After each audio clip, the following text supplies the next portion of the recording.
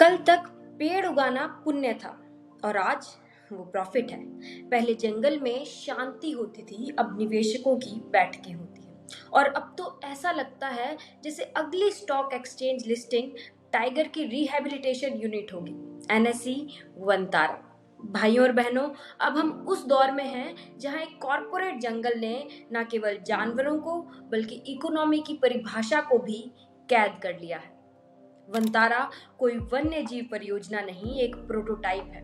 Prototype future India के business model का, जहां जंगल सिर्फ पवित्र नहीं बल्कि प्रॉफिटेबल बनेंगे। हर पेड़ की ब्रांच अब एक रेवेन्यू स्ट्रीम है और हर हाथी एक एसेट क्लास। और किसी भी वैल्यूएबल एसेट की तरह इसकी एक्विजिशन पर भी नजर रखी जाती है। तभी तो कोल्हापुर के मंदिर से माफ कीजिएगा, एक हाथी का वॉलंटरी ट्रांसफर इतना चर्चे में आ गया। सरकारी रिकॉर्ड्स में उसके ट्रांसफर का कारण लिखा गया, ही वांटेड इट, कि वो चाहता था वहां जाना।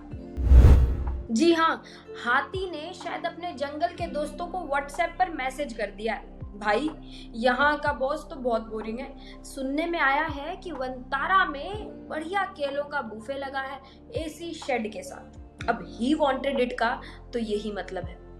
आप तो कल्पना कीजिए, साल 2035 की CNBC flash news, Sensex rises 600 points as वनतारा's elephant acquisition strategy beats street estimates, tiger back and green bonds oversubscribed, bison coin the new conservation cryptocurrency announced। जंगल अब बैंक है, बस पत्तियों की जगह स्प्रेडशीट उगती है। और बाघ, वह अब सिर्फ जंगल का राजा नहीं, वह ब्रांड एम्बेसडर बन चुका है, जिसके NFT दिन दहाड़े बिक रहे हैं। वनतारा हमें वो भविष्य दिखा रहा है जहां बाघ के संरक्षण के नाम पर eco tourism, sustainability subscription, green certificate trading और ESG स्टॉक्स हमारे रोजमर्रा का हिस्सा होंगे। जो कंपनी जितना ज्यादा जंगल उगाएगी वो उतना ही सदाबहार कहलाएगी। ठीक वैसे जैसे पहले CSR में स्कूल बनाए जाते थे, अब जंगल बनाए जाएंगे, ताकि Amazon प्राइम के खिलाफ कोई इंडिया का वनतारा प्राइम लॉन्च कर सके with free one day delivery. और हाँ, अगर आप सोच रहे हैं कि ये सब केवल जानवरों की भलाई के लिए हो रहा है, तो मैं बता दूं कि आप गलत हैं। जानवरों की भलाई तो एक साइड हसल है, असली धंधा है नेचर एज अ सर्विस का।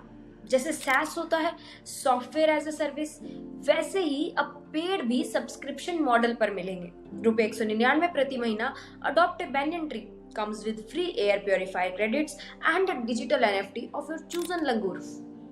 और हो सकता है कुछ कंपनियां ऐसी भी आए जो रेंट राइनो मॉडल लेकर आएंगी। शादी में घोड़ा पुराना हो गया, अब एक रिहैबिलिटेटेड गैंडा ही असली शान है। #राइनो फॉर रात। सरकारें भी पीछे नहीं रहने वाली। जिस तरह से वनतारा को प्रमोट किया जा रहा है, अब हमें आने वाली नीति की झलक दिखती है। Privatize the planet, monetize the forest and digitize the trees.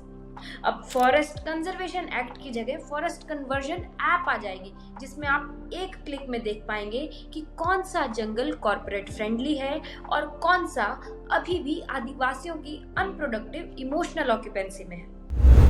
अब इस पूरे परिदृश्य में आम आदमी कहाँ है? वही पुरानी जगह, हाशिए पर।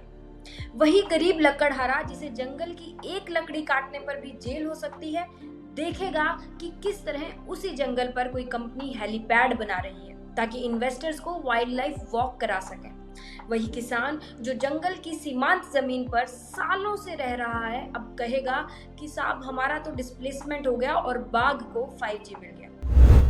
आपको नहीं लगता कि आने वाला भारत हरियाली के नाम पर आदिवासी वनवासी को भूलता जा रहा है और जंगल अब बस उन लोगों की संपत्ति बनते जा रहे हैं जिनके पास बैलेंस शीट है और जो हाथियों को वॉलंटरी ट्रांसफर करवाने का रसूख रखते हैं? जवाब दीजिए नीचे कमेंट बॉक्स में, क्योंकि आज के नए जंगल में शेर नहीं, अब शेर बोलने लगे हैं। और हाथी उनका तो उनसे पूछिए जिन्होंने उनके बैंक स्टेटमेंट पर सहमति का थंबप्रिंट लगा दिया। हम अगली बार फिर मिलेंगे एक नए एपिसोड में।